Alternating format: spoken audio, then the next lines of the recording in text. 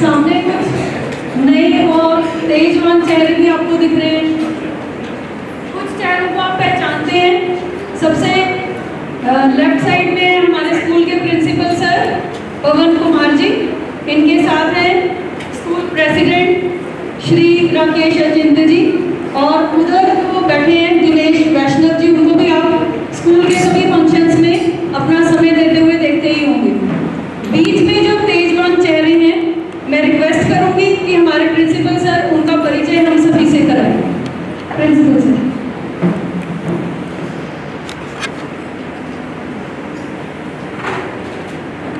Good morning to all of you. Chale, first of all, because today you have to listen very good things, so you all have to sit very straight and you have to listen it very carefully. Sure? Chale, first of all, I would like to introduce एकता नागपाल जी हमारे बीच में हैं, और basically ma'am Zirakpur से हैं और काफ़ी ज्ञान है इनको, और उसके साथ साथ हमारे जीरकपुर में पूर्व पार्षद रहे हैं, और एक हमारा फीकी ऑर्गेनाइजेशन है उसके मेंबर हैं, और एक बहुत ही अच्छा प्रोजेक्ट लेकर चल रहे हैं जिसको बोलते हैं जड़ों से जुड़ो। मतलब हमने अपने संस्कारों से जुड़ना है, राइट? तो उस प्रोजेक्ट को लेकर चल रहे हैं। तो मैम का मैं अपने विद्यालय में स्वागत और अभिनंदन करता हूँ, और उसके साथ ही रूपम जी हमारे बीच में है, और ये भी जड़ों से जुड़ो एक ऑर्गेनाइजेशन है उसके मेंबर हैं, और मैडम एक और स्पेशलाइजेशन है that she is expert in meditation. तो मैम से मैं रिक्वेस्ट करूँगा कि कभी हमारे बच्चों को भी आप मेडिटेशन का एक क्लास लें, so that they will meditate and they will learn the things very properly. मैं मैडम का वेलकम करता हूँ। देन सीमा शुक्ला जी, मैडम भी मेंबर हैं जड़ों से जुड़ो के, और ये basically ma'am technical education Haryana उसमें मैडम मतलब जॉब करते हैं, और उसके साथ साथ समाज में भी जैसे हम सबको अपना समय देते हैं। मैडम का भी हमारे विद्यालय में स्वागत अभिनंदन, और उसके साथ ही Renu Chawla ji, madam basically I think Haryana से हैं और रहते जीरकपुर में हैं, रेजिडेंस जीरकपुर में है, और एक सोशल अम्ब्रेला फाउंडेशन है उसके प्रेसिडेंट हैं हरियाणा में। और मैं मैडम का भी हमारे विद्यालय में स्वागत और अभिनंदन करता हूँ, और हमारे बीच में हमारे जितने भी कार्यक्रम होते हैं, और हमारे गाइडेंस के रूप में Shri Rakesh Achintya ji, president of our school management committee.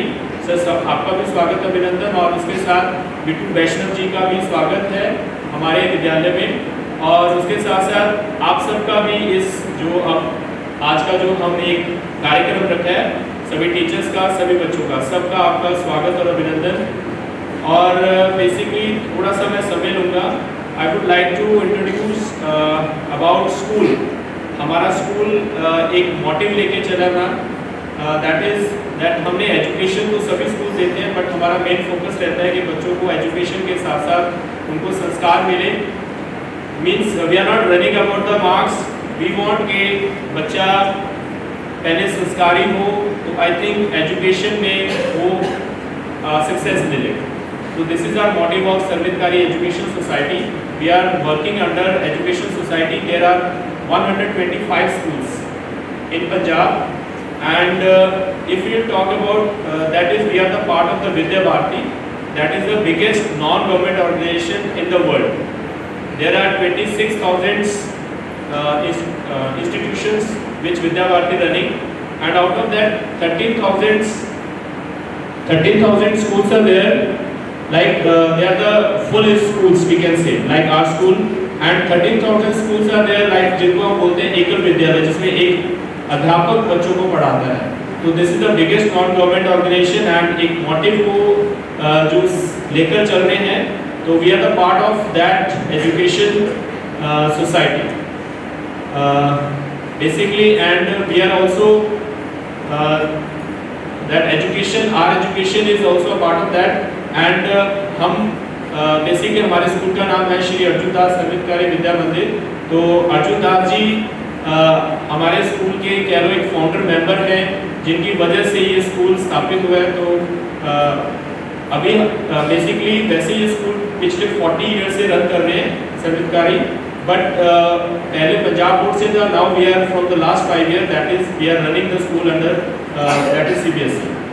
So I welcome you all of you here to the part of this today's activity. Thank you all of you for the part of this.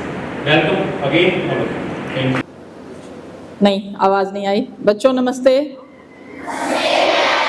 एक बारी और से बोलो, बच्चों नमस्ते। कैसे हैं आप सब?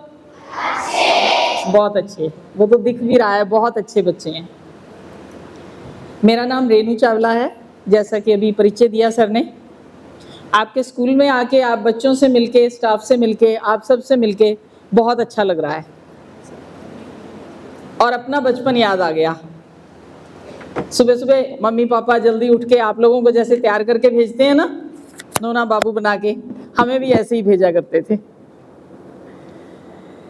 सबसे पहले मैं आपको परिचय देना चाहूंगी कि आज आप लोगों के बीच में हम कैसे पहुंचे।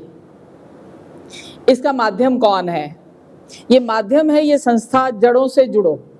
बच्चों आप लोग नाम से समझ पा रहे होंगे कि जड़ों से जुड़ो का मतलब ये हुआ कि दिखावे की दुनिया से दूर, वास्तविकता सच्चाई से जोड़ना, अपने संस्कारों से जोड़ना, अपनी गुड हैबिट से जोड़ना।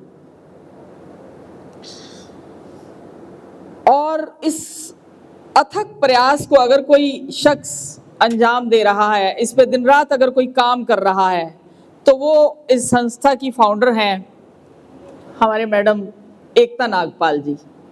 मैं इनकी दोस्त होने के नाते साथ साथ मैं इनकी एक फ़ैन भी हूँ, क्योंकि ये आज के समय में रोल मॉडल बन चुकी हैं। जैसे हम लोगों ने, ये आप देख रहे हो, ये बहुत सारी तस्वीरें लगी हुई हैं, ये हमारे रोल मॉडल्स हैं कि इन्होंने क्या किया समाज के लिए। और जो रोल मॉडल हमारे बीच हैं, हमें उनकी तरह बनना है, उनके साथ रहना है। तो बच्चों मेरा आपसे एक संदेश तो ये है कि आप जहां भी हों, आपके आसपास जो भी अच्छे लोग जो आपको प्रभावित करें, जिनकी जीवन शैली, जिनके कार्य, जैसा कि प्रिंसिपल सर ने बताया, आपके साथ बैठे प्रिंसिपल सर के साथ बैठे प्रेसिडेंट सर, उनके दादाजी, उनके परिवार, उन्होंने आज से कई वर्ष पूर्व जब इस स्कूल को चलाने के लिए जो सहयोग दिया, वो रोल मॉडल थे उस समय के। आज के समय में जो आपको अच्छा व्यक्ति लगे, जिसकी अच्छी आदतें लगे और जो समाज में अपना योगदान दे रहा हो, अभी से बच्चों उन लोगों से, उन परिवारों से, उन बड़ों के साथ जुड़ना शुरू कर दो। ऐसा नहीं कि हम बड़े होंगे तो करेंगे, बड़े तो आप हो रहे हैं, इसलिए वो काम भी साथ साथ में चलना चाहिए। आज जो ये प्रोग्राम हो रहा है, ये एक प्रोग्राम नहीं है बच्चों, ये एक सोच है, और सोच है ये संस्था की। संस्था की सोच कितनी बड़ी रही होगी कि इनको फाउंड करने वाली फाउंडर मैडम, उनकी सोच कितनी बड़ी और डिफरेंट रही होगी। मेरा परिचय जब इनसे हुआ तो मुझे एक धार्मिक मंच से जुड़ने का मौका मिला। हम किसी एक के जीवन को भी बदलने का प्रयास करें तो ऐसे लगता है कि हमने बहुत बड़ा कार्य किया। इन्होंने एक ऐसा मंच तैयार किया, हालांकि ये बहुत सारे काम जड़ों से जुड़ो की संस्था करती है, फिर भी जो फाउंडर मैडम है उनका प्रयास रहता है कुछ ना कुछ ऐसा किया जाए। एक ऐसा मंच तैयार करके दिया गया कम से कम 50 महिलाओं को, जिसमें 5 वर्ष की बच्ची से लेकर 70 वर्ष तक की महिला थी। और आप लोगों ने नाम सुना है कभी? रामलीला देखी है आप लोगों ने? कितने लोगों ने देखी? हाथ खड़े करो। कहाँ पे देखी? जा करके देखते हो या टीवी पे देखते हो रामलीला? इन्होंने एक ऐसा मंच तैयार किया जिसमें 50 महिलाओं को इन्होंने रामलीला में रोल अदा करने का मौका दिया। वो महिलाएं जो कभी घर से भी शायद नहीं निकली होंगी, या मंच पे एक नाटक करना या कला करना कभी सोचा भी नहीं होगा, और 50 महिलाओं को एक समय में एक ऐसा मंच दे दिया इन्होंने। कितनी बड़ी सोच, और वो सोच भी कितनी अलग रही होगी। ये परिचय था हमारे संस्था का, हमारे साथ आई फाउंडर मैडम का, और इनका थैंक्स करते हैं कि हम लोगों को साथ में रख के हमें मौका दे रहे हैं कुछ भी थोड़ा सा अच्छा प्रयास करने का। और बच्चों, आप लोग भी जो हो सके अच्छा प्रयास करें। आप लोग सुनते होंगे, देखते भी होंगे मूवीज में, फिल्मों में, सीरियल्स में, कि जब विदेश की बात होती है तो हम कहते हैं, हमारे रिश्तेदार भी गए हुए हैं, कि वहां बड़ी व्यवस्था है, वहां बड़ी सफाई है। होती है इस तरह की बात बच्चों? कहीं कहीं ये बात आ जाती है। हालांकि मेरा देश बहुत सुंदर है, पर फिर भी कहीं ना कहीं जब हम सफाई की, स्वच्छता की और सुंदरता की बात करते हैं तो हम कहते हैं वहां सिस्टम बहुत है। तो बच्चों, हम बड़े देश की, अपने देश की पूरे की बात नहीं करेंगे, शहर की बात नहीं करेंगे, अपने गांव की पूरे की भी बात नहीं करेंगे, कम से कम हम जिन गलियों में, जिन घरों में रहते हैं, जिन सोसाइटीज में रहते हैं, कम से कम हम उनको सुंदर और स्वच्छ बनाने का प्रयास कर सकते हैं। और करेंगे क्या? आप लोग ये वादा करते हो? नहीं करते तो नहीं बोलो, हाँ करते हो तो हाँ बोलो। क्या आप लोग प्रयास करेंगे अपने आसपास, अपनी गलियों, अपनी सोसाइटी, अपने घरों को स्वच्छ रखने की? और स्वच्छता आते ही बेटे सुंदरता अपने आप आ जाती है। फिर हर कोई कहेगा कि जिस सोसाइटी में हम रहते हैं वो सबसे सुंदर सोसाइटी है। दूसरी बात मैं आपसे कहना चाहूंगी, दूसरी बात मैं सिर्फ बड़े थोड़े से शब्दों में कहना चाहूंगी, जितना हो सके बच्चों, पानी को बचा लेना। क्योंकि मैं नहीं कहूंगी कि हम आने वाली पीढ़ी को क्या देंगे। मुझे ऐसे लगता है कि वर्तमान में भी हम जूझ रहे हैं पानी की समस्या से। परेशान हो जाती है ना मम्मी जब एक टाइम पानी नहीं आता? कितने परेशान होते हो? कुछ भी नहीं हो पाता। हमारे पड़ोस में, हमारे पड़ोस से दूध, दही, लस्सी, ये चीजें हमने देखी हैं, वैसे ही पड़ोस से आती हुई। और उस देश में, उस कल्चर में, हमारे उस समाज में हमें पानी खरीद के पीना पड़े, ये कोई अच्छी बात नहीं है बच्चों। लोग गाड़ियां धो रहे हैं, आप लोग बोलो जाके कि नहीं इस तरह से गलत है, पानी वेस्ट जा रहा है। रैंप धो रहे हैं, बेमतलब सफाइयों में लेडीज पानी वेस्ट कर रही हैं। पानी को बचाओ बच्चों, और जितना हो सके साफ, स्वच्छ, सुंदरता की तरफ ध्यान दो। अभी मैं एक लाइन बोलती हूँ कि आज आप लोगों को पता होगा हनुमान जयंती के बारे में, हनुमान जन्मोत्सव के बारे में पता है बच्चों को? कितने बच्चों को? मैं इस लाइन के साथ इस बात पे आती हूँ, सब सुख लहे तुम्हारी सरना, तुम रक्षक काहू को डरना। जब आप टीचर के अंडर कोई भी काम कर रहे हैं, कोई भी पढ़ाई कर रहे हैं, तो आपको डर नहीं होता कि हम फेल हो जाएंगे। आपको पता होता है कि हमें पढ़ाई में पास होने के लिए, अच्छे मार्क्स लाने के लिए हम अपने टीचर के पास हैं। उसी तरह से जब हम ईश्वर, परमात्मा, वाहिगुरु, अल्लाह, किसी की भी शरण में हैं तो हमें डर नहीं रहता है। कहा जाता है कि भगवान को पाना है तो पहले उनके भक्त को पा लीजिए, और हनुमान जी से बड़ा भगवान का भक्त कोई हो नहीं सकता। हनुमान जी की निश्चल भक्ति हमें तमाम तरह की सीख देती है। हनुमान जी के बचपन का नाम कितने लोग जानते हैं? कोई बताएंगे हनुमान जी का नाम? बताओ बेटा, बताओ। हाँ जी, बहुत अच्छे, शाबाश, बहुत अच्छे। और हनुमान जी के पिताजी का नाम कौन बताएगा? हाथ खड़ा करेगा कोई बच्चा? बताओ बेटे। केसरी नंदन हनुमान, बहुत अच्छे, शाबाश।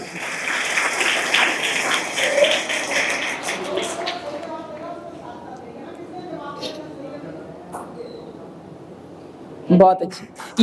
ये आप लोगों के जवाब इस बात का परिचय है कि प्रिंसिपल सर, आपका स्टाफ, आपकी मैनेजिंग कमेटी कितने प्रयास कर रहा है। ये आपके जवाब इस बात को दर्शा रहे हैं। और हनुमान जी की माता का नाम कौन बताएगा? किसको पेन चाहिए? बताओ बेटा। बताओ बेटे, बताओ, शाबाश। अंजना माँ, बहुत अच्छे।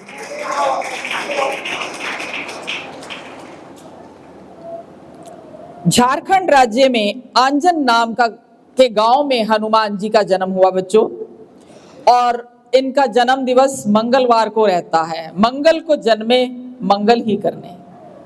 पता है बच्चों, हनुमान जी बचपन में बहुत शरारती थे, बहुत शरारती थे। और वो ऋषि मुनियों को थोड़ा थोड़ा तंग करते थे। अब ऋषि मुनि जानते थे कि ये बचपना है, लेकिन ज्ञान बहुत था, इसलिए उन्होंने उनको हल्का सा एक श्राप दिया कि आप अपनी क्षमताओं को, अपनी शक्तियों को याद करने में असमर्थ हो जाएं, तब तक जब तक कि आपको याद ना दिलाई जाए। और ऐसा ही हुआ। जब श्री राम जी की सेवा में हनुमान जी समुद्र लांघने के लिए जा रहे थे, तब सबसे बुजुर्ग और सबसे समझदार व्यक्ति जामवंत जी ने हनुमान जी को उनकी शक्तियां याद दिलाई और उन्होंने अपना रूप बड़ा करके उस समुद्र को लांघा। एक बात और है कि जो वृक्ष जितना बड़ा होता है, फलदार होता है, वो उतना झुका हुआ होता है, उसकी छाया में ज्यादा लोग बैठते हैं। उसी तरह से बलशाली थे हनुमान जी, इनोसेंट भी थे उतने ही। एक बार की छोटी सी बात बताकर बस मैं अपना यहाँ पे खत्म करूंगी बच्चों, कि सीता मैया एक बार सिंदूर लगा रही थी, जैसे वो देखा होगा आप लोगों ने, महिलाएं लगाती हैं। तो वो बोले कि माँ आप ये क्या कर रही हैं, आपको अच्छा लग रहा है इस तरह की हमारी बात सुनना करना? कितनों को अच्छा लग रहा है, हाथ खड़े करो। ठीक है, ठीक है।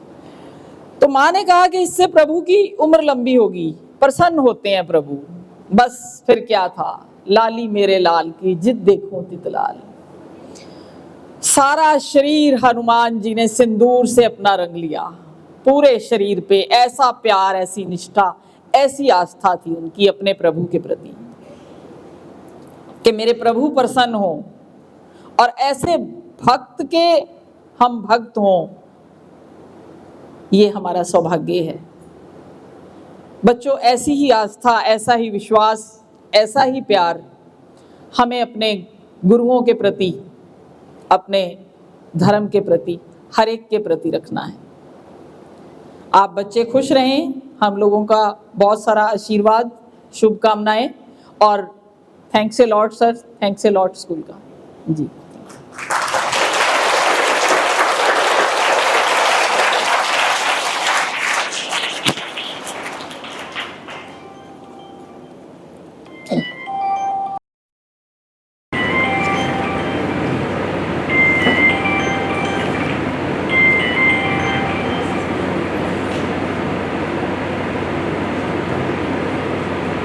हेलो, थैंक यू दीदी। और good morning all the teachers, staff members and हमारे प्रिय प्रिय गुरुजन, सबको मेरी तरफ से बहुत बहुत स्वागत है हमारे इस जड़ों से जुड़ों में। मुझे इतना बोलने की आदत नहीं है और बच्चों को इतना सुनने की आदत नहीं होती है, ठीक है। आप सब इतने वेल एस्टेब्लिश्ड चाइल्ड हैं, इतने अच्छे बच्चे हैं कि हम आपको संस्कार क्या दे पाएंगे। आपने बहुत कुछ दिया, हम लोगों ने जो 15-20 मिनट सुबह के अभी यहाँ बिताए, मुझे लगता है आप सब ऑलरेडी रियलाइज सोल्ड हो। मैं मेडिटेशन कराती हूँ और आपके लिए जो ये स्कूल है, ये गुरुकुल है, या ये जो स्थान है, यहाँ से इतनी पॉजिटिव एनर्जी है कि हर एक बच्चा अपने घर में एक गुरुकुल बना सकता है। आप जो बच्चे इतने अच्छे हो, इतने प्योर सोल हो, आप सबकी वाइब्रेशन इतनी अच्छी है। वाइब्रेशन मतलब आपके अंदर की एनर्जी, ऊर्जा, जो आप लोग यहाँ लेने आते हो, वो सब आपके अंदर बसा हुआ है, रच गया है। तो हम लोग क्या ही आपको शिक्षा देंगे, आप लोगों के अंदर बहुत है। परमात्मा ने बहुत अच्छी शिक्षा, बहुत अच्छे संस्कार दिए हैं। फिर भी हर बच्चे को गुरु के बिना शिक्षा नहीं मिलती। गुरु का स्थान, ये जो हमारी माताएं हैं या बहनें हैं जो घर से आती हैं आप लोगों को कुछ ज्ञान देने के लिए, चाहे उनकी जो भी परिस्थिति हो, आप तक पहुंचते हैं, आपको कुछ सिखाते हैं।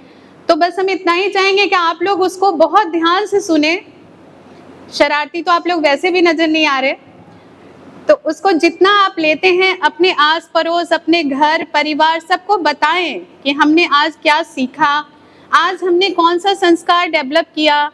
भले आप चाहे यहाँ सीख के घर जाते हैं, उसको शायद रिवाइज नहीं करेंगे या कुछ नहीं करेंगे, लेकिन एक पल के लिए जरूर सोचेंगे कि पूरा हिंदुस्तान आज देश की बात कर रहा है। जो हमारे बच्चे अपने देश के बारे में जान रहे हैं, सीख रहे हैं, तो उसको और फैलाएंगे और बताएंगे कि हमारे संस्कार क्या हैं, हमने क्या सीखा।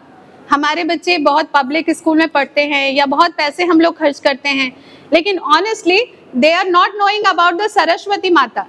जब बसंत पंचमी की छुट्टी होती है तो पूछा जाता है कि बेटा छुट्टी क्यों है, पता नहीं बसंत पंचमी की छुट्टी है। उनको माँ के बारे में नहीं पता, सरस्वती वीणा धारणी के बारे में नहीं पता।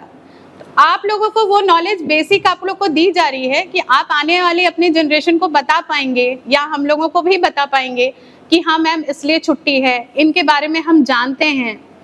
तो हम लोगों को क्या, मुझे अपने बच्चों को गुरुद्वारे भी ले जाना पड़ता है गुरु पुरुब के लिए, बसंत पंचमी को घर में सारा त्योहार भी मनाना पड़ता है। तो वो बताने के लिए स्कूल डिपेंड नहीं करता, लेकिन ये स्कूल ऐसा है, ये जो आपका आंगन है ये बहुत अच्छा है। यहाँ के जो आपके प्रिंसिपल सर हैं उनको मैं बोलूँगी, या श्री राम कह लो या हनुमान कह लो, आप लोग के प्योर रक्षक हैं और आप लोग को उनके लिए मतलब नतमस्तक हो के उनकी शिक्षा को ग्रहण करो, अच्छे से रहो। और सबसे बड़ी बात, मैं मेडिटेशन में थोड़ा सा आती हूँ, ये जो हमारा राइट हैंड है यहाँ पे हनुमान जी का वास होता है।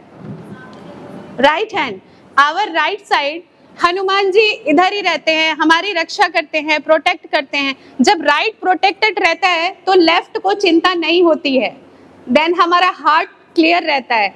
अपने हार्ट को सुरक्षित रहने के लिए हमेशा हमें हनुमान जी के पास जाना ही पड़ता है। कहते हैं ना कि डर लगता है तो बोलते हैं हे बजरंग बली बचा लो। तो बजरंग बली का स्थान एक्चुअली क्या है, राइट साइड है। ऑलवेज ऐसा काम करो जो सबके हित में हो, सबकी रक्षा हो, ठीक है। आज मैं आप लोग को बस इतना ही बताऊंगी कि हमारे बजरंग बली हनुमान जी जो हैं वो राइट साइड में ही होते हैं। माँ सरस्वती, हनुमान सब राइट साइड में ही होते हैं। तो अपने राइट चैनल, यानी कि जिससे हम लोग सारे काम करते हैं, राइट चैनल फ्यूचर को इंडिकेट करता है बच्चों। फ्यूचर जो हम सोचते हैं कि हम ऐसा करेंगे वैसा करेंगे, ठीक है, तो ये हमारा फ्यूचर डिसाइड प्लानिंग होता है। तो ये राइट साइड उसी में फंसता है। प्लान नहीं करने का, करने का, अच्छे से सोच के हर काम को अच्छे से विचार के कि अच्छा करना है, सच करना है, तो हनुमान जी हमेशा ही साथ रहते हैं, ठीक है। तो मुझे लगता है बच्चों को हनुमान की पावर चाहिए या नहीं चाहिए, चाहिए ना। तो हनुमान जी से बस इतना ही बोलना है कि आप हमारी रक्षा करो, हम सब कुछ अच्छा ही करेंगे, ठीक है। घर में भी किसी को डर लगे या कुछ लगे, मम्मी पापा को परेशानी है, तो यही बोलना है कि मम्मी पापा हनुमान जी है ना, सब संभाल लेंगे, क्योंकि वो तो जिंदा ही है। हम लोग हनुमान जयंती नहीं मनाएंगे, हनुमान जी का जन्म दिवस मनाएंगे। क्यों? क्योंकि वो तो गए ही नहीं है। आप जब भी हनुमंते नमः बोलोगे एक एनर्जी फील होगी, ताकत फील होगा, पॉजिटिव वाइब्स आएंगे कि हनुमान जी तो हमारे बीच ही है, ठीक है ना। तो जैसे ये माइक में कनेक्टिंग है, बैटरी है, तार है, तभी तो हम बात कर पा रहे हैं ना। तो एनर्जी है, तभी हनुमान जी भी हैं। आप अगर मान लोगे कि मेरे अंदर हनुमान जी की शक्ति है तो वो आपके साथ ही है, ठीक है ना। कौन कौन अग्री करता है इसको बताओ। यानी कि सारे ही बजरंग बली के भक्त हैं। हनुमान चालीसा कितने बच्चों को आती है? इस स्कूल में तो आती ही होगी, सबको आती होगी। ऊपर से हर मंगलवार को किया जाता है। सारे बच्चे हनुमान चालीसा की 2-2 लाइन तो जरूर याद करके रखिए। ये हमेशा ही काम आते हैं जब आपको डर लगे, भय लगे। बाकी हमारी एकता दीदी ने जो प्लेटफॉर्म चुना है हम लोगों के लिए बहुत अच्छा प्लेटफॉर्म है कि हम लोग बच्चों से मिल पाते हैं, स्कूल्स में जा पाते हैं और आप लोगों से मिल पाते हैं। सबसे बड़ी बात ये है। आप गुरुओं को भी बहुत बहुत दिल से धन्यवाद है। ऐसी शिक्षा आप लोग प्रोवाइड कर रहे हैं जो मल्टीनेशनल स्कूल में भी नहीं है, और इतने संस्कार की बातें तो है ही नहीं हमारे बच्चों में ऑनेस्टली। तो हम भी कोशिश करेंगे कि यहाँ पे उनको लाएं, आप लोगों से मिलवाएं। और बहुत अच्छा लगा यहाँ पे आके। बाकी मैं एकता दीदी को लिए रखती हूँ कि वो कुछ बताएं आप लोगों को। थैंक यू दीदी, thank you schools and thank you all of you.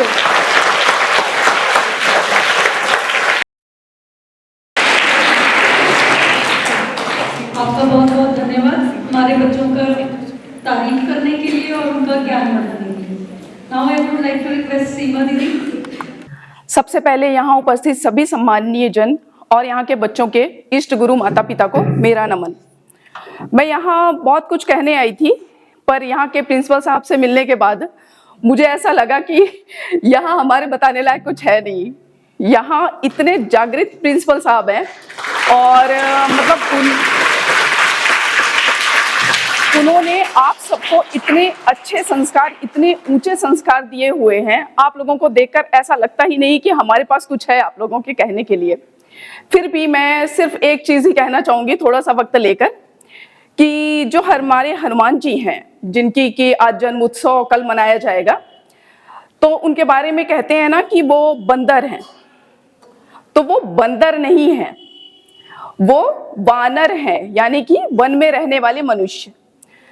तो ये जैसे कि मनुष्य का जो क्रम है वृद्धि करने का, उसमें निरुद्ध नाम की एक मतलब एक बैच है, वो उस बैच के व्यक्ति हैं, और उस बैच में आज भी किष्किंधा की पहाड़ियों में वो बैच आज भी पाई जाती है। आप उन लोगों को देखोगे अगर, तो आपको टीवी में दिखाई देने वाले हनुमान जी का स्वरूप नजर आएगा, वो आज भी रहते हैं वो लोग वहां। तो आज से आप लोग हमेशा याद रखना कि उन्हें बंदर ना कहें, वानर कहें, ठीक है? तो सभी को ये चीज याद रहेगी ना कि हमारे हनुमान जी बंदर नहीं है, ठीक है? और इससे ज्यादा मैं कुछ भी मतलब अपने आप को इस योग्य नहीं समझती कि आप लोगों से कुछ कह सकूं, क्योंकि सारी चीजें तो हमारी जो बड़ी दीदियां हैं उन्होंने आप लोगों से कह दी है। तो बस इतना ही कहना चाहूंगी कि अपने प्रिंसिपल साहब का पूर्ण सम्मान करें, वो बहुत ही योग्य इंसान है। और मैं आज नागपाल मैम के द्वारा यहाँ आ पाई, आप जैसे विद्वान बच्चों से मिल पाई, इस बात की मुझे बहुत प्रसन्नता है। और बस यही कह के मैं अपने शब्दों को विराम देती हूँ। आप सब बहुत सफल इंसान बनो और इसी तरह से स्टेज पे आके सम्मान पाओ, और बस यही कहना चाहूंगी। धन्यवाद। तो एक बारी सारे अपने लिए तालियां बजा दो कि तुम कितने अच्छे बच्चे हो सारे।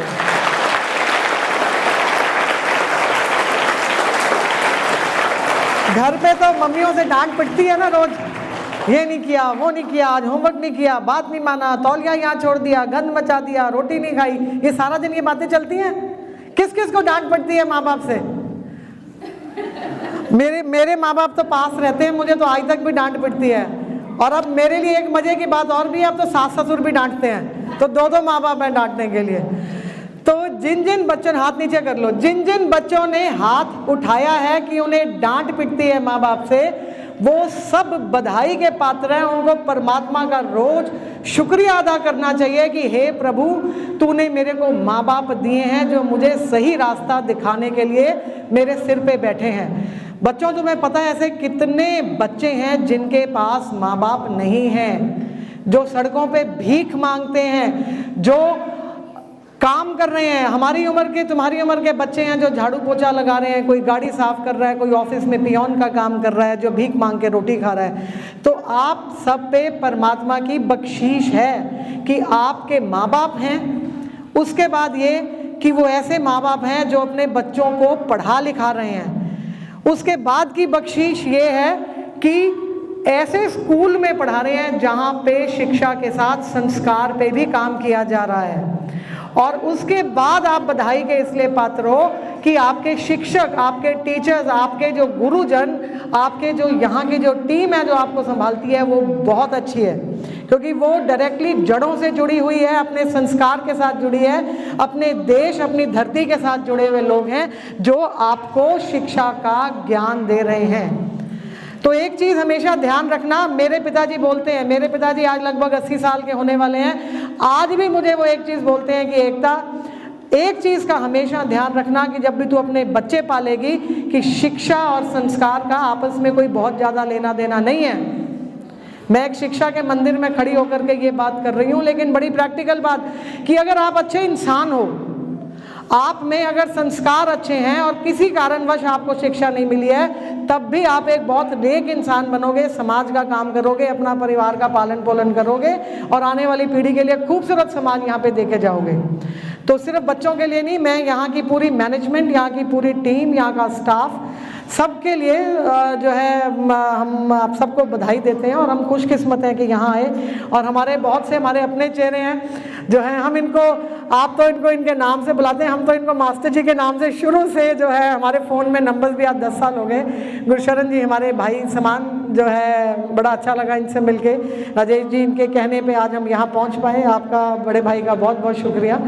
और जो है वो हमारे भाई के समान जो है, साथ में एक और भाई बैठे हैं यहाँ के प्रिंसिपल साहब। और सबसे अच्छी बात मुझे बच्चों एक चीज़ क्या लगी है, बच्चों की यूनिफॉर्म होती है, आप सारे यूनिफॉर्म में आते हो, यहाँ आपकी टीचर्स भी यूनिफॉर्म में आ रही हैं, है ना, टीचर्स की भी यूनिफॉर्म, ये चीज़ बहुत अच्छी लगी। एक बात जो है, अभी हमारी एक बहन ने पहले बोला कि आप शरारती नहीं हो। आप क्या शरारती बच्चे नहीं हो? आप में से कौन है जो शरारती नहीं है? कौन है जो शरारती नहीं है? ओ, एक बच्चे ने हाथ उठाया। एक पता है मजे की बात क्या हो रही है बालकों, आप में से आधों को तो बात समझ नहीं आ रही हम क्या कह रहे हैं। आप देख लेते हो पड़ोसी ने हाथ उठा दिया, इसका मतलब हाथ उठाना है, हो रहा है ना ऐसे। हम अपने फ्रेंड को देख के हाथ उठा रहे हैं ना, उठा रहे हैं ना। तो देखो, ऐसा शरारती होना बहुत जरूरी है। जब बड़े हो जाओगे तो फिर शरारतों का ना मन रहेगा, ना समय मिलेगा, ना ही फितरत रहेगी, रोजी रोटी के चक्कर में फंस जाओगे। तो बच्चे बन के रहो। अगर तुम शरारतें करते हो तो शरारतें करते रहो, क्योंकि जब बड़े हो जाओगे तो ये जिंदगी का ऐसा चक्कर है कि उसमें अपने अंदर के बच्चे को मार दोगे। अभी बच्चे हो, अपने बच्चे को अंदर के जिंदा रखो। और आज हम यहाँ हनुमान जन्मोत्सव के लिए इकट्ठे हुए हैं। हनुमान जन्मोत्सव का मतलब कि आज क्या हुआ था? हनुमान जी का क्या हुआ था? बिल्कुल, आज हनुमान जयंती है कि जन्मोत्सव है? क्या है? जयंती कहने वाले कौन कौन है? हनुमान जयंती। मैं कह रही हूं कि आज जयंती है। आप में से कौन कहता है आज जयंती है? मैं कह रही हूं कि आज जन्मोत्सव है, हनुमान जन्मोत्सव है। Very good. इसमें फर्क पता है क्या किसी को, कि जयंती और जन्मोत्सव में फर्क क्या है? किसी को पता है? हाथ खड़े करो। हाँ बेटा, क्या फर्क है बताओ? मैम, जयंती मतलब होता है कि उनके वो थे, और जन्मदिन मतलब उस दिन वो पैदा हुए। जयंती का मतलब है कि उनका जन्मदिन मनाना, जो कि अब इस धरती पर नहीं है। मेरे दादाजी आज वो नहीं है, वो जो है परलोक से धार चुके हैं, वो जा चुके हैं इस दुनिया से, लेकिन मैं उनकी जयंती मना सकती हूँ। लेकिन मैं अपना जन्मोत्सव मनाऊंगी क्योंकि मैं जिंदा हूँ। जो जीवित हैं उनका जन्मोत्सव मनाया जाता है, और हनुमान जी अजर अमर अचल हैं। वो इस धरती पे अंत काल तक रहेंगे, जब तक धरती रहेगी, जब तक उनका जो है वास इस धरती पे रहेगा। वो जीवित हैं, इसीलिए हम जन्मोत्सव मनाते हैं। क्या मनाते हैं? हनुमान जन्मोत्सव। हनुमान जी का नाम तो आप सबने सुना है, सुना है? हम एक बात कर रहे हैं, या बच्चों को ना कहानी सुनना अच्छा लगता है आपको? एक कहानी सुना रहे हैं छोटी सी। उस कहानी में आपको ये पता चलेगा कि हनुमान जी कहाँ कैसे पैदा हुए, क्या किया। एक स्टोरी टेलिंग है, हनुमान जी इन अ स्टोरी, ठीक है ना। तो एक बारी स्टोरी की शुरुआत, कहानी की शुरुआत कैसे होती है? हम ये बोलते हैं ना कि एक समय की बात है, ऐसे शुरू होती है कहानी। तो ऐसे ही एक समय की बात है, ऋषि ने स्वर्गों में एक मीटिंग अरेंज करी। एक मीटिंग अरेंज हुई, स्वर्गलोक में ऑर्गेनाइज की गई। वहां पे इंद्रदेव आए, सब देवताओं का एक बैठक हुई स्वर्गलोक में। वहां पे मीटिंग चल रही थी, तो एक अप्सरा थी, पुंज शक्ति के नाम से एक अप्सरा थी, बहुत सुंदर। अप्सरा क्या होती है? फेरी, परी, बहुत सुंदर, वेरी ब्यूटीफुल। वो क्या कर रही थी? मीटिंग चल रही थी, और वो मीटिंग में शरारतें करने लग गई। उन्होंने वहां पे उस मीटिंग को डिस्टर्ब करने का काम करना शुरू कर दिया। उनको रोका गया कि भाई आप ऐसा मत करो, पर उन्होंने बात नहीं मानी। वो डिस्टर्ब करती रही मीटिंग में, वो अपनी शरारतें, अपनी उदंडता करती रही। तो फिर क्या हुआ, ऋषि ने उनको अंत में आके उनको टोका, और उन्होंने उनको एक श्राप दिया। कहते कि ये तुम ये वानरों वाली हरकत कर रहे हो ना, कि तुम उछल कूद कर रहे हो, शरारतें कर रहे हो, तुम मेरी बात नहीं मान रहे हो, जाओ अब तुम वानर कुल में ही रहोगी। तो वो परी वो बहुत परेशान हुई, यार मैं तो इतनी सुंदर, मैं तो परी हूँ, अब मुझे वानर यानी कि मुझे जो वन में रहने वाले जो एक स्पीसी है उसमें जन्म लेना पड़ेगा। उसने बड़े हाथ जोड़ के माफ़ी मांगी। जैसे आप क्लास में शरारत करते हो, जब मैम या आपको सर पनिशमेंट देते हैं, आप सॉरी बोलते हो? आप में से सॉरी कौन कौन बोलता है? Very good. वैसे ही जैसे आप सारे सॉरी बोलते हो ना, वैसे ही उन्होंने वहाँ पे सॉरी बोला। उन्होंने कहा मेरे से बहुत बड़ी गलती हो गई, आप मेरे को माफ़ कर दो, आई एम सो सॉरी, मैं आगे से ऐसा नहीं करूँगी। तो ऋषि ने बोला कि ठीक है, मैं आपको माफ़ करता हूँ, लेकिन मैं आपको रहना तो वानर वाले स्पीसी में ही पड़ेगा, आपको वानर कुल में ही जन्म लेना पड़ेगा, लेकिन आपका विवाह भी एक भगवान तुल्य शख्स से होगा और आप एक बहुत शक्तिशाली प्रभु तुल्य एक बहुत बड़े राम भक्त की माँ बनोगी। तो वो बहुत खुश हुई और वो उन्होंने हंसते हंसते अपने जो उनकी ऋषि की पनिशमेंट को एक्सेप्ट कर लिया। समझ आई यहाँ तक की कहानी? याद हुई? एक मीटिंग चल रही है स्वर्गलोक में, एक परी ने वहाँ पर, एक अप्सरा ने वहाँ पे शरारतें करी, उनको वहाँ पे पनिशमेंट मिली और उन्होंने फिर हाथ जोड़ के अपने जो है गलती की माफ़ी मांग ली और उनकी पनिशमेंट के बदले फिर उनको उनके टीचर, जैसे आपके टीचर होते हैं, वहाँ पे ऋषियों ने जो है स्वर्गलोक में उनको कहा कि ठीक है, आप वानर कुल में जन्म लोगे और आप वानर कुल में एक प्रभु तुल्य से आपका विवाह होगा और आप एक प्रभु तुल्य शख्स को, बच्चे को जन्म दोगे। वो जो है बहुत बड़ी शिव भक्त थी, बहुत बड़ी एक शिव भक्त थी। यहाँ से हनुमान जी के जन्म की कहानी शुरू होती है कि फिर जो है वो जो अप्सरा थी, उन्होंने वानर कुल में जन्म लिया, एक वानर परिवार में जन्म लिया और उनकी शादी जो है किससे हुई? केसरी से, राजा केसरी से, जो कि प्रभु तुल्य थे और बहुत बड़े राजा थे। फिर क्या हुआ कि वो अपना बहुत हंसी खुशी जो है ये मियाँ बीवी अपना राज में थे, अपना राजपाट चलाते थे, अपना सेवा करते थे अपनी जनता की और अपना खुश जैसे हैप्पी लाइफ जी रहे थे, बहुत खुश थे अपने लाइफ में। फिर चूंकि वो राजा थे तो एक बारी ऋषि मुनि जब सारे तपस्या कर रहे थे, पूजा कर रहे थे, तो एक हाथी आया। कौन आया? हाथी। हाथी ने वहाँ हुड़दंग मचाना शुरू कर दिया, उसने ऋषियों मुनियों को तंग करना शुरू कर दिया। तो फिर ऋषियों मुनियों ने क्या किया, जब वो राजा थे वो तो केसरी, उनको बोला तो वो आए वहाँ पे और अपनी जनता की रक्षा करनी होती है। जैसे आपके प्रिंसिपल सर हैं, कोई प्रॉब्लम होती है तो प्रिंसिपल सर आते हैं ना, आते हैं कि नहीं आते? प्रेसिडेंट सर आते हैं, आते हैं कि नहीं आते? कोई जब प्रॉब्लम होती है तो जो प्रिंसिपल होते हैं वो आते हैं। वैसे ही वो राजा थे, तो वो केसरी जी राजा थे, तो वो गए, कहते ये कौन सी है, क्या हाथी ने क्या हुड़दंग मचाया हुआ है। तो वो गए तो वो हाथी उनको बहुत प्रिय था, वो उस हाथी को बहुत प्यार करते थे, लेकिन चूंकि वो उनके राज्य में ऋषियों मुनियों की तपस्या में विघ्न डाल रहे थे तो उनको उस हाथी का वध करना पड़ा। उन्होंने उस हाथी का वध कर दिया, उस हाथी को मार दिया। उस हाथी को मारने से वो उदास भी हो गए। तो वहाँ पे जो ऋषि और देवगण जो तपस्या कर रहे थे, उन्होंने उनको कहा कि आप उदास मत हो, आप दुखी मत हो, आपके घर में एक ऐसा पुत्र जन्म लेगा जो अनेकों अनेक हाथियों जितना बल रखेगा, वायु से भी जो है तीव्र गति से चलेगा, उससे हल्का हो जाएगा और हाथियों का बल रखेगा। आपके बहुत स्ट्रॉन्ग बेबी आपके घर पैदा होगा। और इसको सुन के वो खुश हुए केसरी जी। और बाद में क्या हुआ कि आप सबने राम जी का नाम सुना। राम जी को कौन कौन जानता है? राम, भरत, लक्ष्मण, शत्रुघ्न। बिल्कुल, राम जी जो हैं प्रभु राम, इनके पिता का नाम क्या था?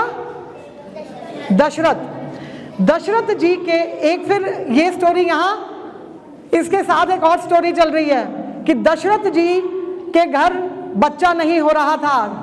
3 रानियां थी लेकिन पुत्र धन नहीं हो रहा था, बेटा नहीं हुआ उनके। तो उन्होंने क्या किया, एक यज्ञ किया कि मेरे घर में बच्चा हो, मेरे घर एक जो है बेटा हो। तो उन्होंने यज्ञ किया।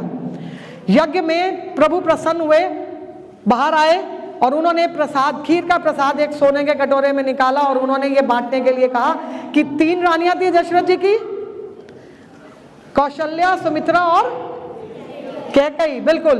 तो उन्होंने कहा कि अपनी तीनों रानियों को ये प्रसाद दो, आपको पुत्र की प्राप्ति होगी जो बहुत बढ़िया, मतलब अच्छे से राजकाज संभालेंगे।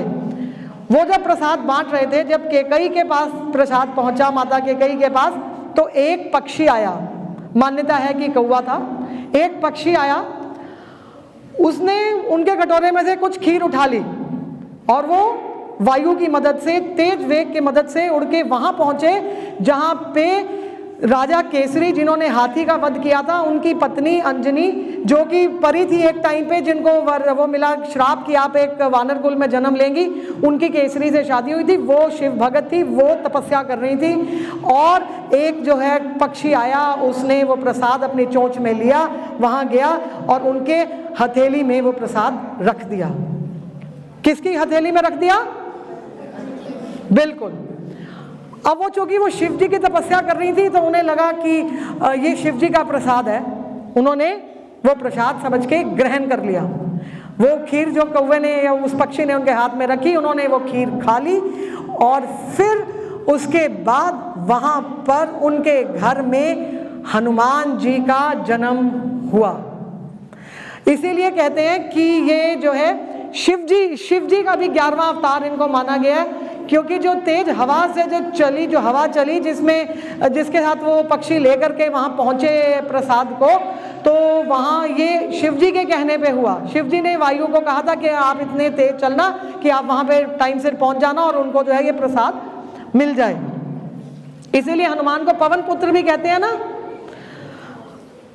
फिर क्या हुआ? लो जी, हनुमान जी का जन्म हुआ और उस जन्म जो है वो चैत्र शुक्ल का जो है पक्ष था, मंगलवार जो है पूर्णिमा की रात थी जब हनुमान जी का जन्म हुआ, जिसकी हम आज सेलिब्रेशन कर रहे हैं। जब हनुमान जी छोटे थे वो बहुत शरारती थे, जैसे आप शरारती हो ना, शरारती हो, मुझे पता है, तुम्हारी मम्मी का फोन आया था मेरे को कि बहुत शरारत करती है घर पे, तो वैसे ही वो भी शरारती थे।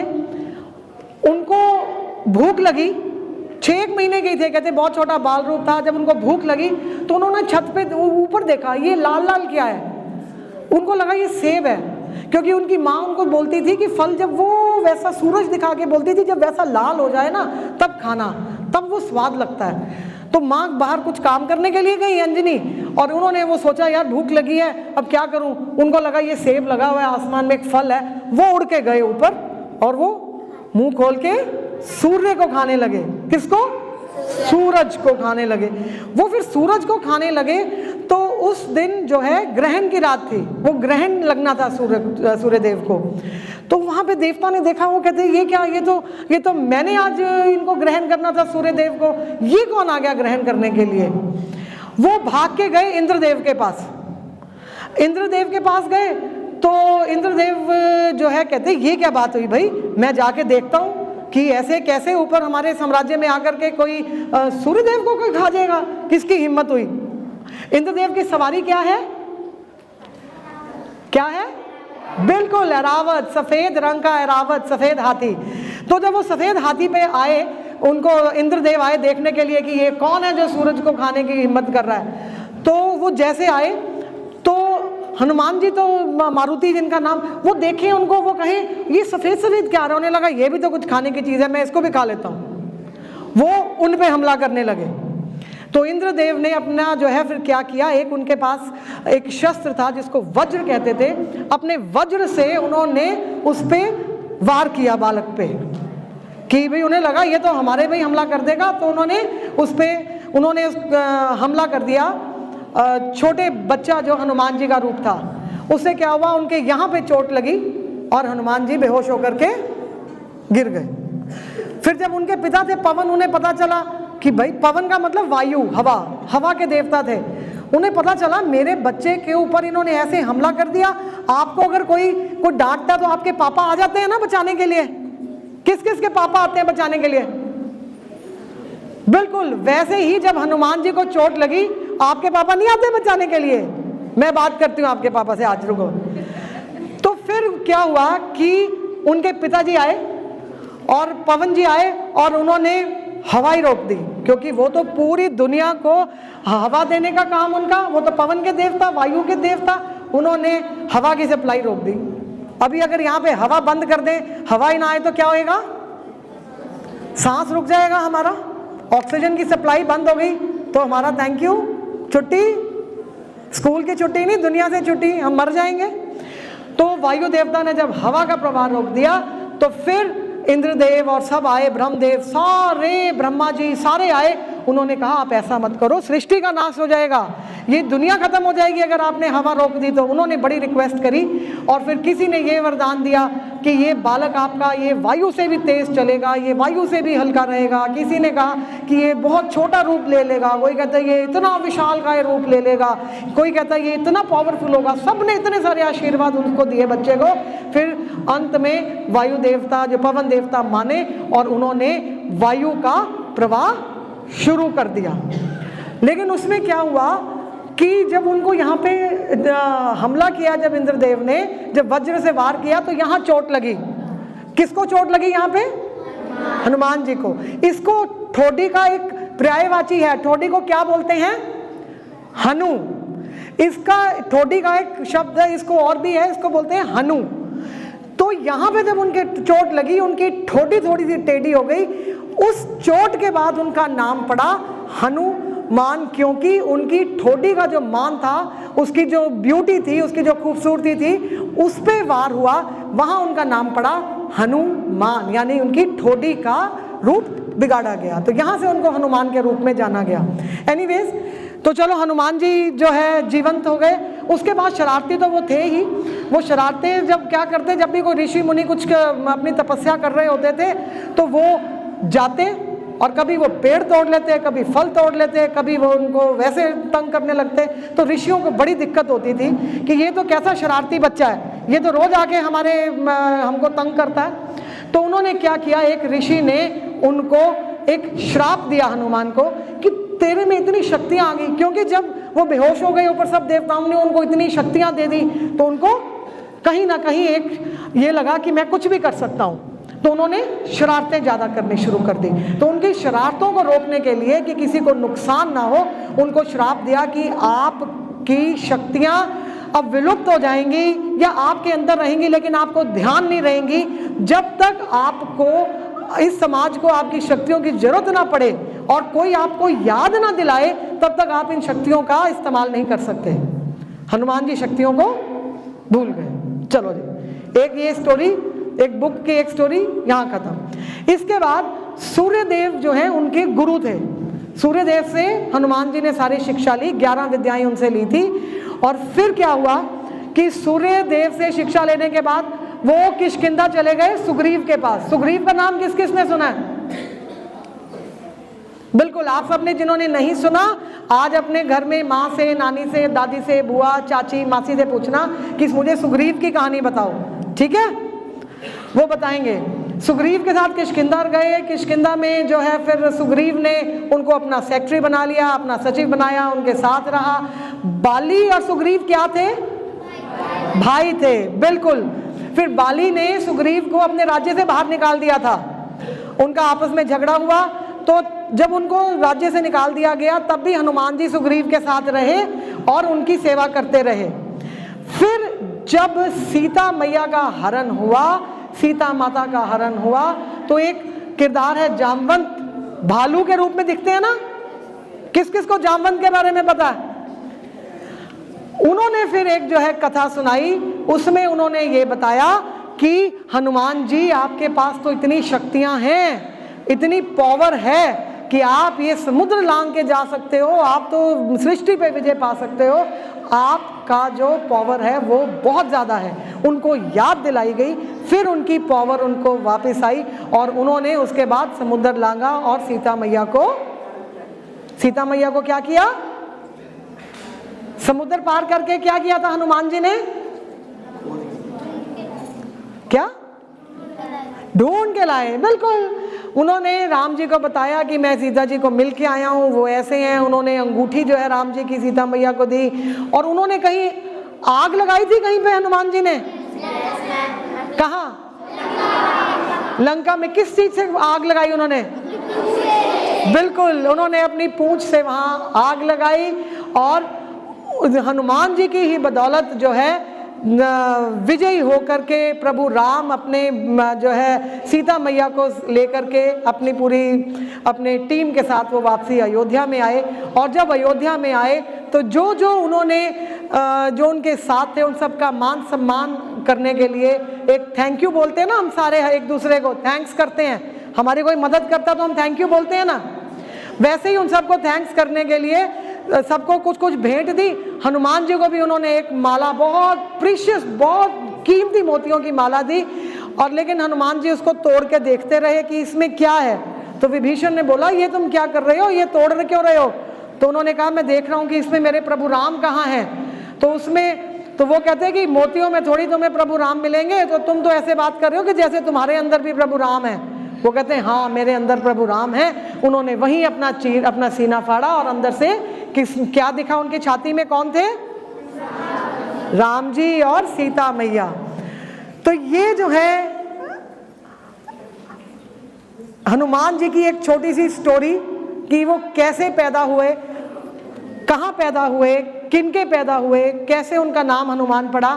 तो बच्चों आप सबके पास ज़्यादा, ये तो बहुत छोटे हैं, बड़े बच्चों के पास तो मेरे ख्याल फ़ोन होंगे। फ़ोन हैं आप सबके पास? किस किस के पास फ़ोन है? बहुत बढ़िया। जो हाथ कम उठे हैं ये तो बधाई के पात्र हो आप सारे। हाथ कम उठे यानी आप लोगों के पास फ़ोन्स नहीं हैं। Very good. एक बारी अपने टीचर्स और अपने माँ बाप के लिए तालियां बजा दो। और घर जाके मम्मी पापा को बताना कि आपने हमें फ़ोन नहीं दिया, इसीलिए आपके नाम की तालियां बजी हैं। तो अपने किताबों में, कहानियों में, घर में जो परिवार में और लोग हैं उनसे रोज कोशिश किया करो कि उनको बोलो कि हमें कोई एक कहानी सुनाओ जो कि हमारे इतिहास से जुड़ी हो, हमारे देश से जुड़ी हो, हमारी संस्कृति से जुड़ी हो, हमारे धर्म से जुड़ी हो, हमारे सनातन से जुड़ी हो, हमारी जड़ों से जुड़ी हुई हो। एक कहानी रोज सुनने की माँ बाप से बात करना, ठीक है? हम ये कोशिश तो कर सकते हैं कि एक कहानी रोज सुन सकते हैं। किसको कहानी सुनना अच्छा लगता है?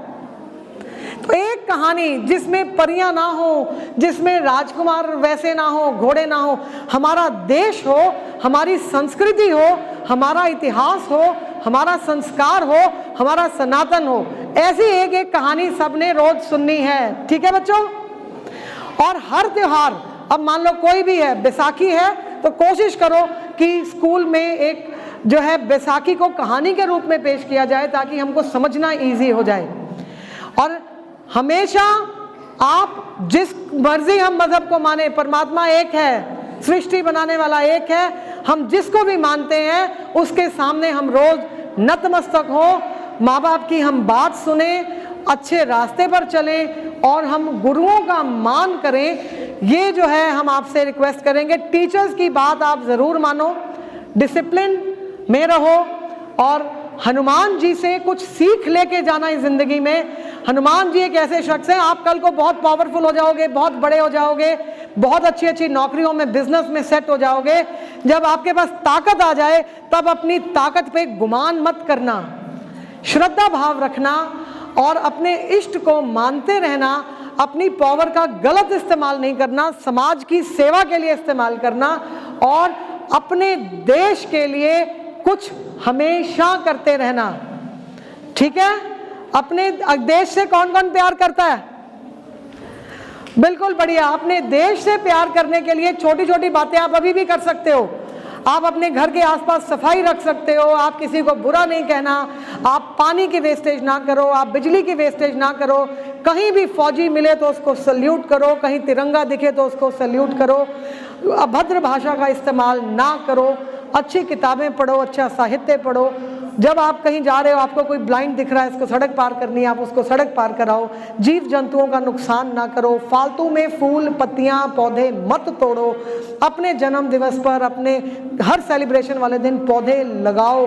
सिर्फ एसी और पंखों में ना रहो, बाहर रह करके स्पोर्ट्स में रहो, एक्टिव रहो, अपने आप को फिट रखो, अपने आप को चुस्त दुरुस्त रखो, खूबसूरत अंदर से और बाहर से रखो। ये भी अपने आप में एक देश सेवा है। तो आप सब बहुत तरक्की करें, खुशहाल रहें, प्रभु राम की कृपा आप पर सदैव बनी रहे, हनुमान जी का जीवन जो है आपको शिक्षा दे। इन्हीं शुभकामनाओं के साथ एक बारी हम सारे एक जयकारा लगाएंगे, जय श्री राम, भारत माता की, वंदे। बहुत बढ़िया, खुश रहो, खुशहाल रहो, आबाद रहो। Thank you.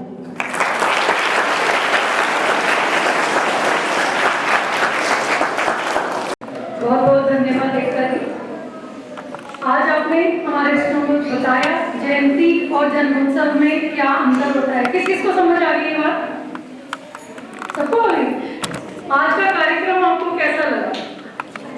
जिसको जितना अच्छा लगा उतनी जोर से ताली बजा दें।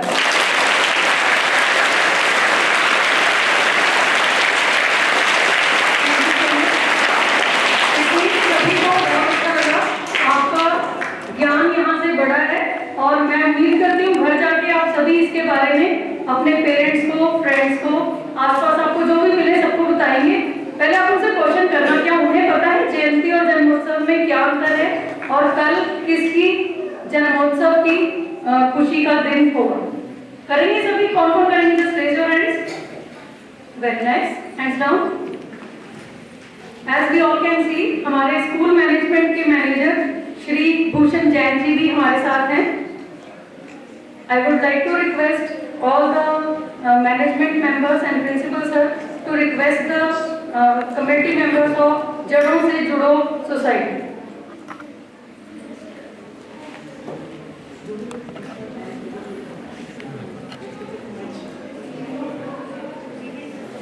मैं निवेदन करूंगी हमारे स्कूल प्रेसिडेंट राकेश अचिंत जी से कि वो मंच पर आकर अपने मन की बात रखें। आज श्री हनुमान जी के जन्मोत्सव पर हमारे बीच जड़ों से जुड़ो संस्था के फाउंडर चेयरमैन श्री एकता नागपाल जी और उनकी पूरी टीम, मेरे मैनेजमेंट के साथी ईओ साहब श्री भूषण जैन जी, रिस्पेक्टेड प्रिंसिपल साहब और रिस्पेक्टेड टीचर्स और प्यारे बच्चों, आज हमारे लिए ना बहुत खुशी का दिन है कि हमारे बीच में हमारे समाज को अच्छे संस्कार देने वाले, अच्छे संस्कारों से समझाने वाले मैम, हमारी छोटी बहन एकता नागपाल जी यहाँ आए हैं और मैं अपने स्कूल में इनका बहुत बहुत स्वागत करता हूँ। इन्होंने आज और इनकी टीम ने जो भी हमारे बच्चों को हमें ज्ञान दिया है, मुझे बहुत ही अच्छा लगा। मेरी करीब करीब 60 साल की उम्र हो गई है। मैंने इनकी टीम से आज, वो कहते हैं ना कि मतलब आदमी हर जगह कुछ ना कुछ सीख रहा है अगर सीखने वाला हो तो मैं भी एक ऐसे परिवार से हूँ जो सनातनी है, ब्राह्मण परिवार से हूँ। लेकिन एक बात का मुझे भी नहीं पता था, जो मतलब कि इनके सहयोगी, सॉरी मैं नाम भूल गया उनका, मेडिटेशन कराते हैं जो, हैं जी, रूपम मैम से हमें पता चला कि जैसे हमारे धर्म के बारे में कई बार करोड़ों करोड़ों करोड़ों कह के ना, मतलब कि कई बार मजाक उड़ाया जाता है, करोड़ों देवी देवता हैं, तो वो हमने कहीं से सीखा था, कहीं से सुना था कि ये करोड़ों नहीं है, कोटि हैं, 33 कोटि देवी देवता हैं। वैसे ही आज रूपम मैम से एक बड़ी अच्छी बात सुनी। वानर एक मतलब इस तरह की जाति है जो मतलब कि बंदर से जो मतलब कि हमारी उपमा की जाती थी हमारे देवताओं की, वो नहीं है एक्चुअली। तो ये बहुत अच्छी बात पता चली रूपम मैम से। और हमारे बीच में चावला मैम भी हैं। बच्चों, मैं एक बात बताना चाहूँगा आपको कि ये जो चावला मैम है, हमारे एकता नागपाल जी ने ना, पहले तो उत्तर भारत के अंदर सबसे पहली लेडी हैं ये, जिन्होंने अपने 50 साथियों के साथ अभी बताया था कि रामलीला की पिछले साल, तो बहुत ही अच्छा वो था। और सारे, मैं तो कहूँगा पूरे देश में इस कदम को इनके को सहराया गया, क्योंकि इन्होंने मतलब कि अपने संस्कारों को, अपनी राम जी की उद्देश्यों को, उनको बड़े अच्छे ढंग से लोगों के सामने रखा। तो इसमें रेणु मैम के बारे एक बात मैं कहना चाहूँगा कि मुझे जो पता चला था, इन्होंने इस रामलीला के अंदर रावण का पाठ किया था, है जी। तो और बहुत ही अच्छा वो रहा इनका। तो बाकी एकता मैम, आपका बहुत बहुत धन्यवाद है दोबारा। आपने हमारे बच्चों को आके इतना कुछ समझाया, इतना कुछ हर चीज के बारे में, समाज के बारे में भी।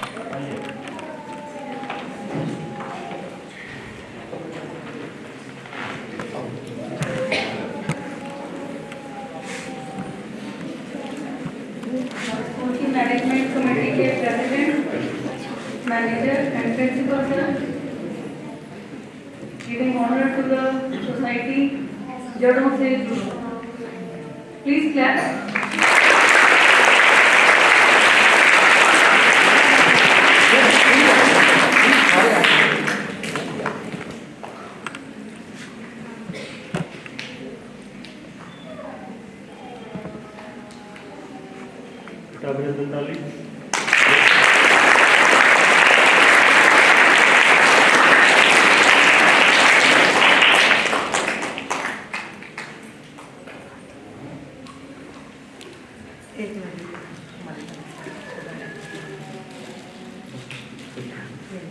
ये हमारी तरफ से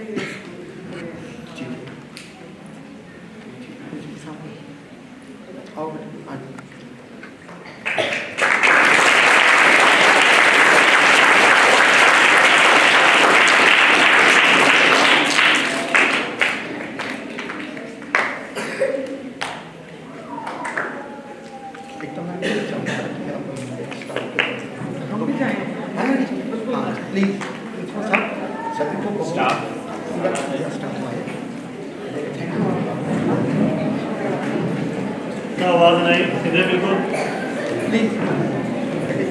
लाइव क्लास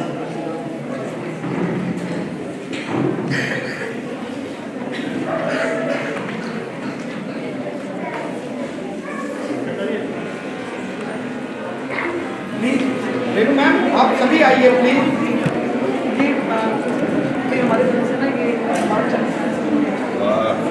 आवाज में सीधे बैठिए। उसमें से निकाल। हाँ,